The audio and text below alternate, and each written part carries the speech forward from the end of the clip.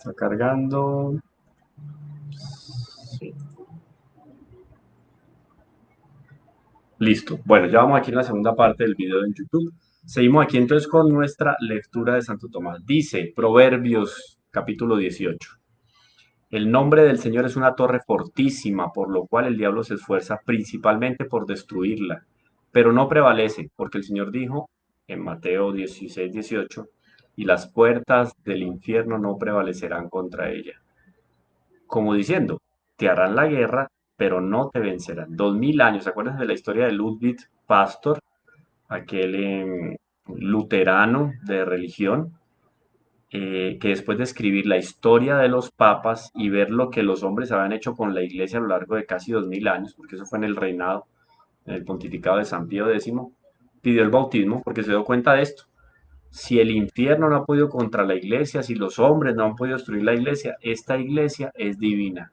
No hay otra manera de sustentar una institución a no ser que el Espíritu Santo esté vivificando esta institución y esta es la iglesia. Y pidió para ser bautizado durante el pontificado de San Pío X.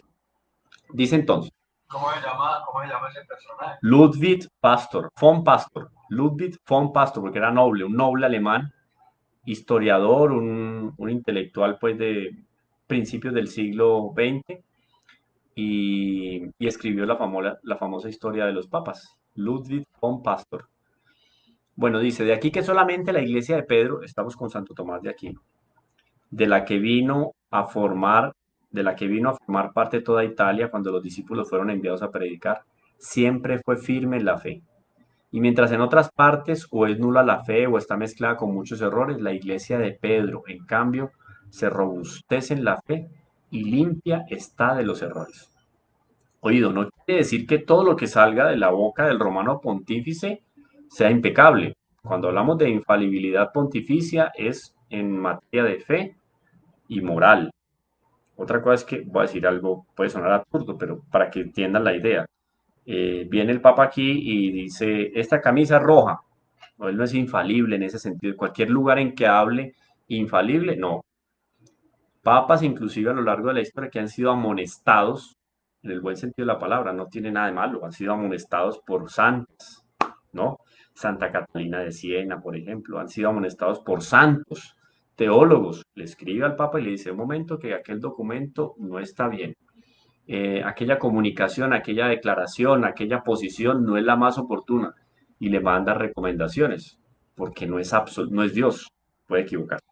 Entonces hay que saber equilibrar. Y todo eso lo va iluminando la fe y, y también es parte de la vida de la naturaleza de la iglesia, esas cosas. Claro, ¿cuántos obispos a lo largo de la historia no se han vuelto herejes y se han levantado contra la iglesia? Porque tienen la posibilidad de cometer un error. Dice, y no es de admirar porque el Señor dijo a Pedro, en boca de o en pluma de Lucas, yo he rogado por ti, Pedro, para que no desfallezca tu fe. Es bonito eso, ¿no? Ahí termina la introducción que da Santo Tomás de aquí. Y el siguiente texto, están acompañando todos, sí. ¿Ah? Sí, señor. Bueno, la imagen que nos daba ahora Omaris, aquí me colocan en el chat. Nosotros habíamos hablado, creo que en algún momento también de los padres de Occidente, no sé si nombramos los de Oriente, pero de los de Occidente. Grandes estatuas también en bronce, porque el bronce, claro, obvio, habla de esa fortaleza, ¿no? Eh, Cuatro columnas, además de las dos columnas fundamentales, ¿no? Que son Pedro y Pablo, que aparecen en la plaza del Vaticano. Entonces está San Agustín, San Atanasio, San Juan Crisóstomo y San Ambrosio. Entonces uno diría, son esas cuatro padres de la iglesia, después vamos a ubicar entonces aquí a apóstoles Pedro y Pablo, o sea, qué fuerza la que tiene la iglesia. Pero ellos bien podrían haber estado ahí o no estado. Lo bonito es que la piedra sobre la cual se edificó la iglesia es nuestro Señor Jesucristo, el propio nuestro Señor Jesucristo. Esa piedra que desecharon los arquitectos es ahora la piedra angular. Una piedra importantísima a la hora de hacer un arco. Esa piedra angular, si no resiste, se cae toda la construcción. Esa piedra angular es Cristo, la que le da fortaleza a toda la estructura de la iglesia. Bueno, hasta ahí yo creo que con esta introducción ¿Van acompañando o no? ¿Cómo van?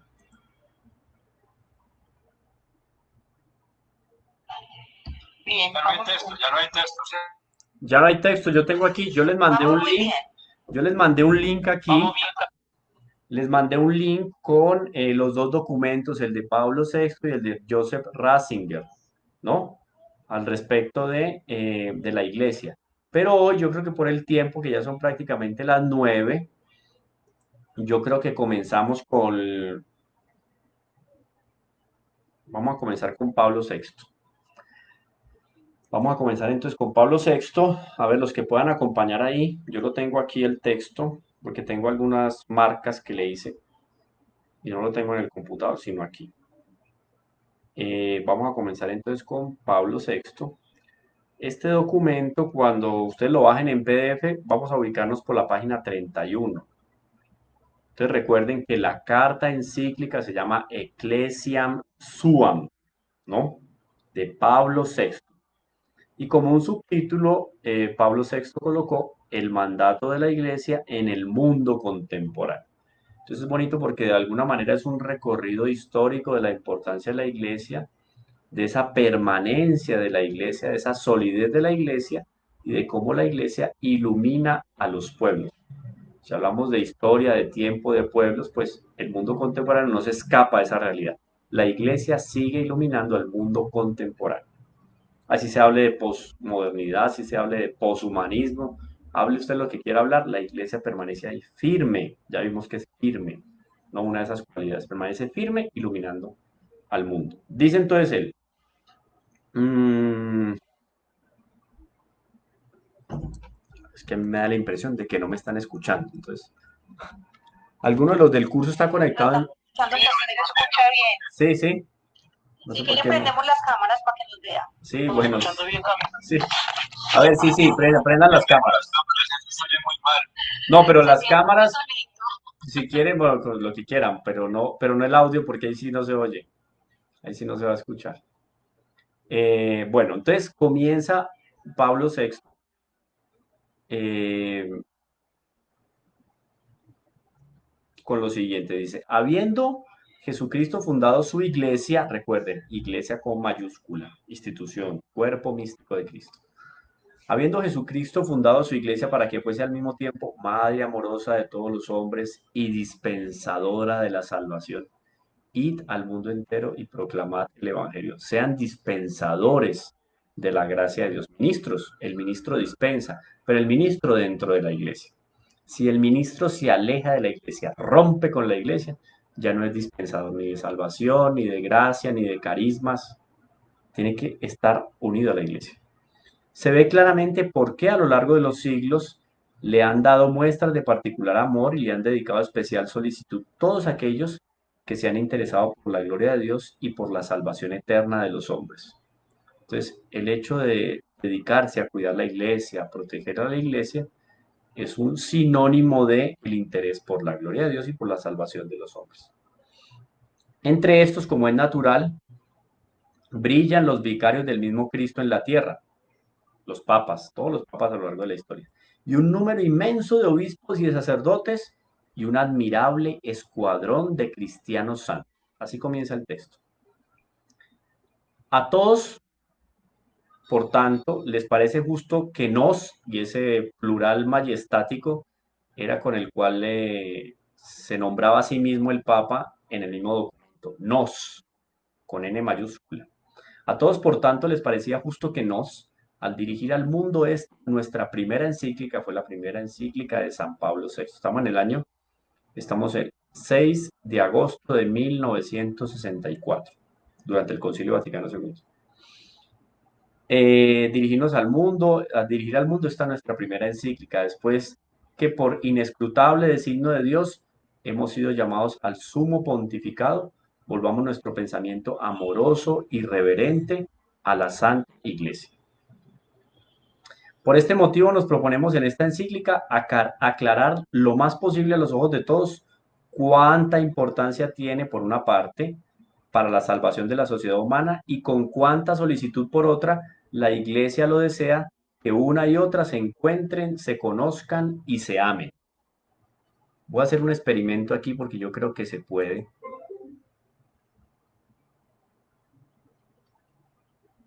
No, ya no sé cómo se hace. Ah, sí. Ah, no. No. Iba a tratar de compartir en Facebook, pero no. No. Pero es que yo tengo aquí marcado. Me están preguntando aquí en el chat que... que dónde estamos ubicados. No hemos llegado al prólogo. Pero yo no, hoy no voy a leer el prólogo, yo voy a leer un texto que está aquí, cuando ustedes bajen el documento en PDF, porque cuando entro yo a la página de la Santa Sede y busco este documento o lo busco en Google y me aparece Vatican.batata y el documento, esta Ecclesiam Suam de San Pablo VI, les va a aparecer a ustedes Ecclesiam Suam. Voy a volverlo a poner aquí en el chat, porque no a todos les debe aparecer en el chat. A ver, no hay problema, no hay afán. Aquí ya se fue al chat del curso. Voy a ponerlo en el de Facebook también. Mm, a ver, clap, creo que se fue ya. Ah, no hay. Clap, se fue. En Facebook también está ahí. Ahí está el documento. ¿Listo? ¿Lo están viendo ya? ¿Sí? Lo pueden leer ahí. Entonces usted lo baja en PDF y vamos a ir hasta la página 31, que ahí me quiero enfocar para el día de hoy. Es que Camilo, el documento son 30, majestático, ¿ah? majestático, hace como referencia que a majestad, ¿ok? Sí, sí, sí. Y es bonito porque cuando él dice nos, él está hablando en nombre de la iglesia como vicario de Cristo. Era lindísimo ese lenguaje. Nos. O sea, él está hablando como iglesia. Nosotros. Es muy lindo. O sea, él toma la palabra por la iglesia en esta encíclica, pues en esos documentos. Por eso es que se usaba ese tipo de lenguaje. Mm, Ya no se usa. no, ya no se usa. Bueno, yo me voy aquí entonces. em, no, antes de la... No, tengo una marquita aquí antes. Vamos al numeral 49, los que puedan ver el numeral 49. Es que, bueno, yo voy a hacer, aquí vamos a hacerlo. A ver si yo me logro ubicar y les comparto en la pantalla. Voy a dejar de presentar y una pestaña. Ecclesiam Subam, 6 de agosto del 64. Ahí la están viendo, ¿cierto? Me voy a ir al Sí, señor. numeral 49. Son apenas 33 páginas, es muy poquito. Como al 49. Tam, tam, tam. Entonces él está hablando aquí de lo siguiente. Miren el título que tiene. Mm,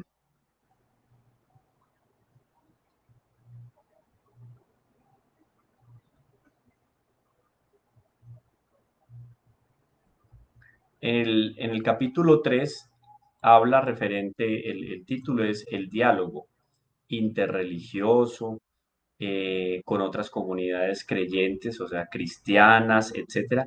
Y Pablo VI va a dejar unos elementos ahí muy importantes, porque a veces a nosotros nos queda la idea de que eso de diálogo ecuménico es hacer una especie de ensalada o de mermelada donde todo el mundo queda contento con lo que tiene en la cabeza y en el corazón. Y no es así, ¿no? Y eso no es una idea de San Pablo VI, es una idea que siempre ha estado clara a la hora de hablar de diálogo, de conversar, de evangelizar, inclusive de discutir y de discernir el verdadero camino a la verdad, a Jesucristo. Camilo, Sí, pero hoy en día me he dado cuenta que hay muchos jerarcas de la Iglesia Católica que no están de acuerdo con ese ecumenismo. Eso me parece como bien raro. eh, lo que hemos venido comentando en diferentes aulas, de todo ahí en la viña del Señor nos encuentra con teólogos que no creen en Dios, pero hablan de Dios y escriben sobre Dios y llegan a escribir hasta sobre el infierno, sobre el cielo, y para ellos no existe ni siquiera otra vida después, pueden acreditar hasta en la mismísima reencarnación y son disqueteólogos y se dicen católicos y bautizados. Entonces puede aparecer de todo. Entonces, estos elementos son muy interesantes porque a partir del Concilio Vaticano II, miren que aquí no ha terminado. Estamos hablando del año 64, el concilio se clausura en diciembre del 65.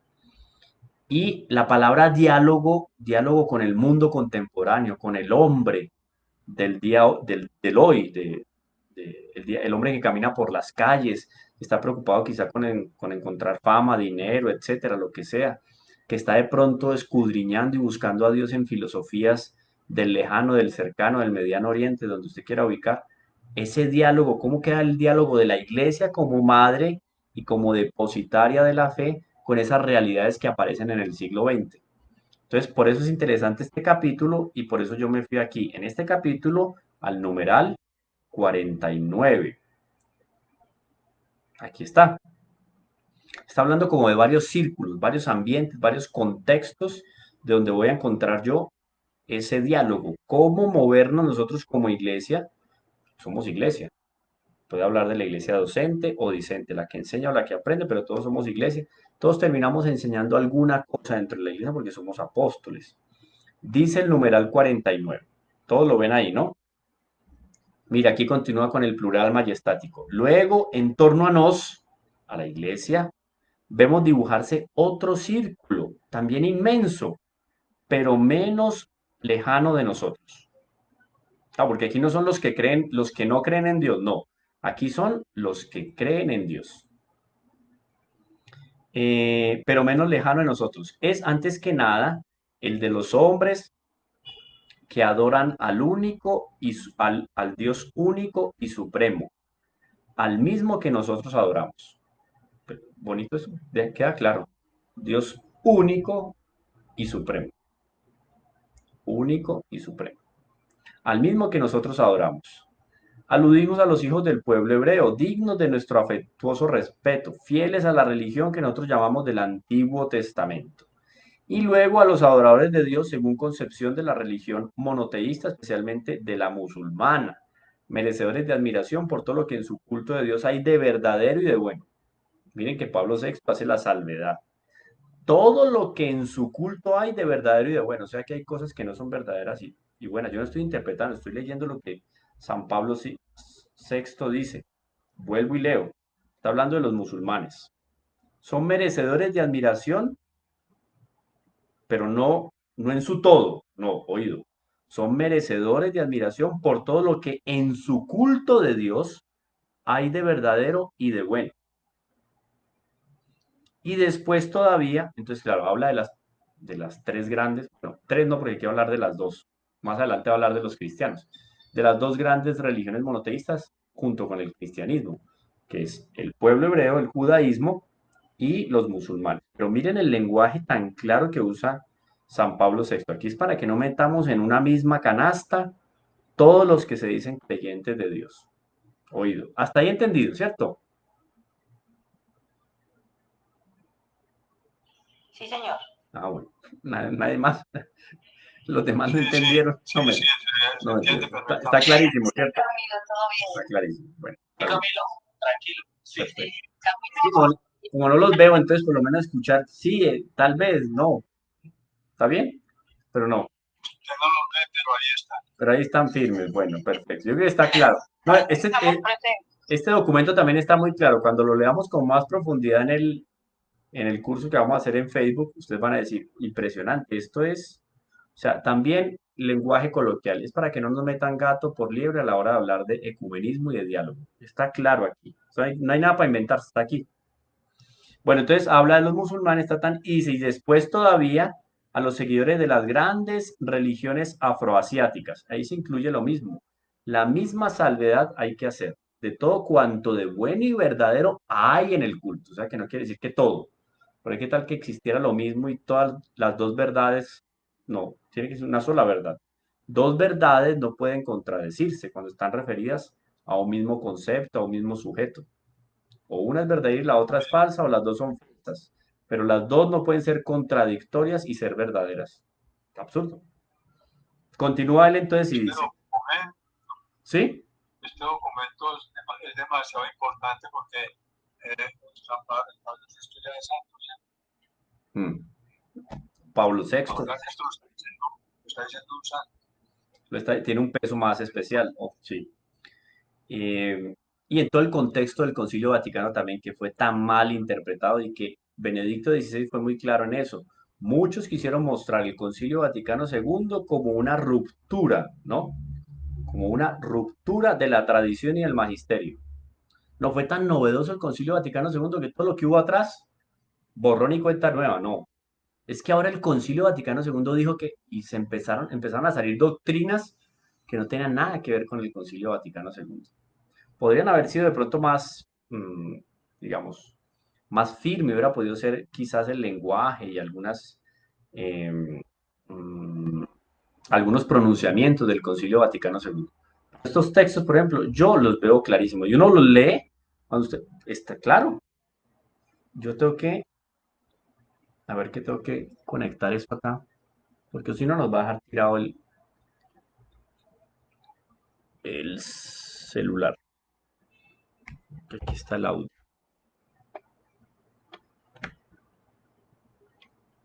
Sí. Bueno, sigamos entonces.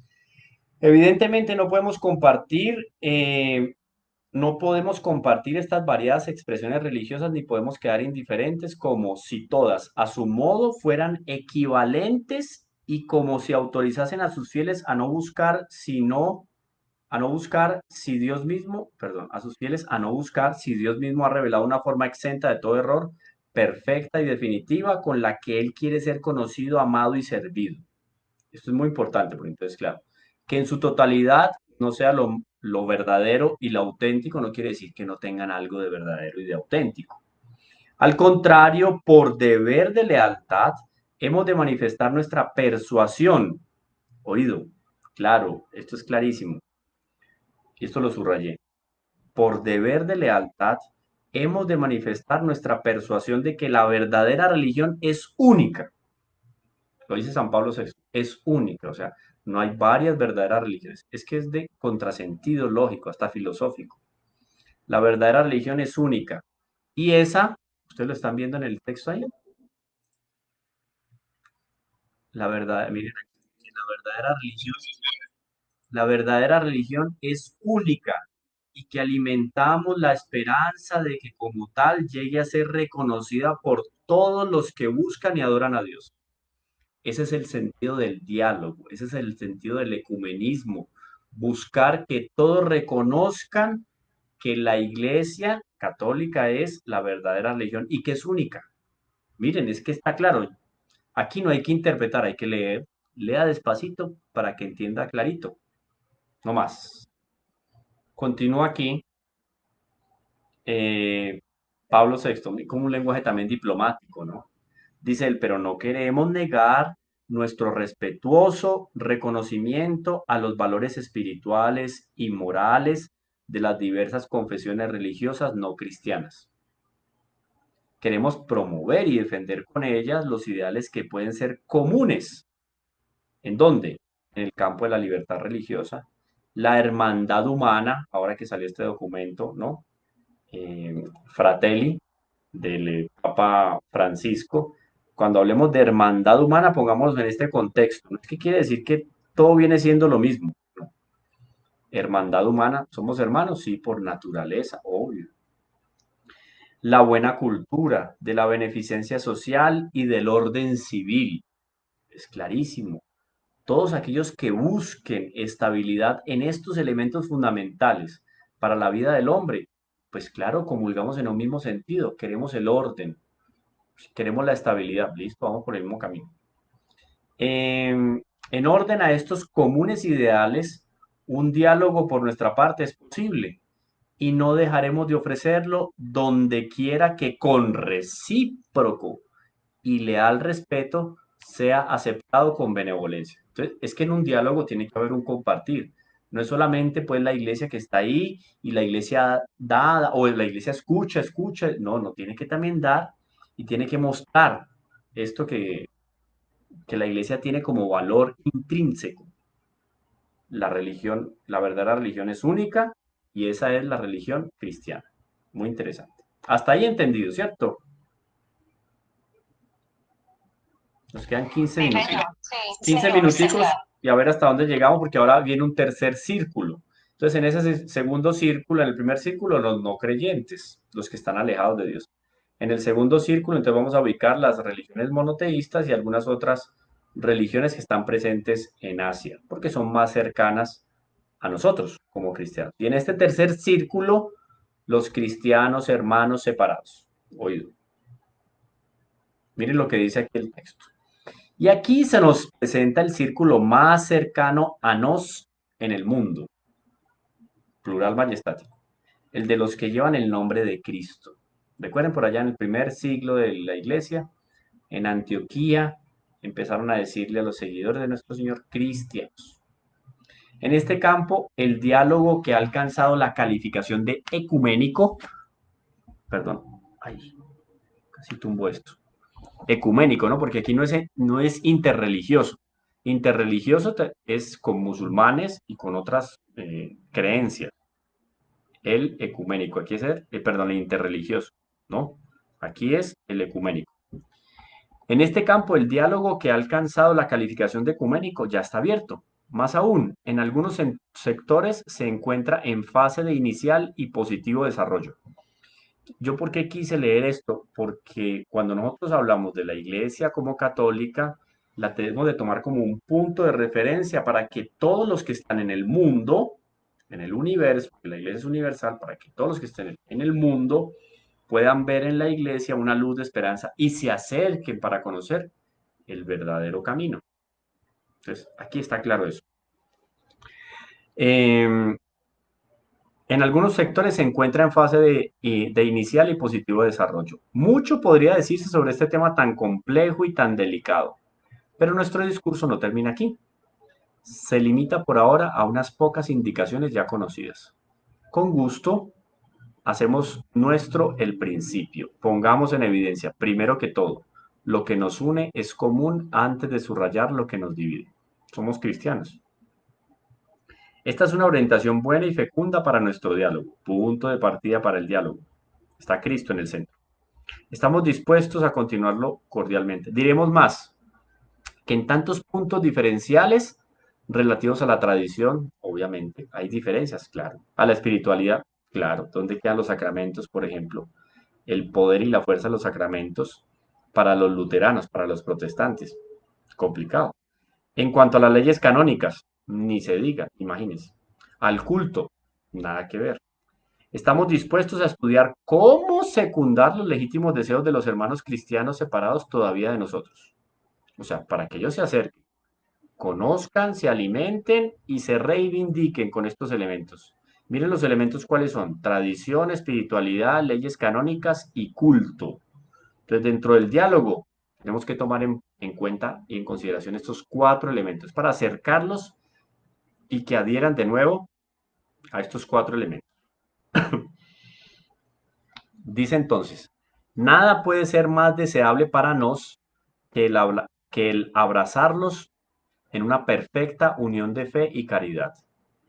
Pero hemos de decir, sin embargo, a ver, hemos de decir, aquí estamos, miren el texto.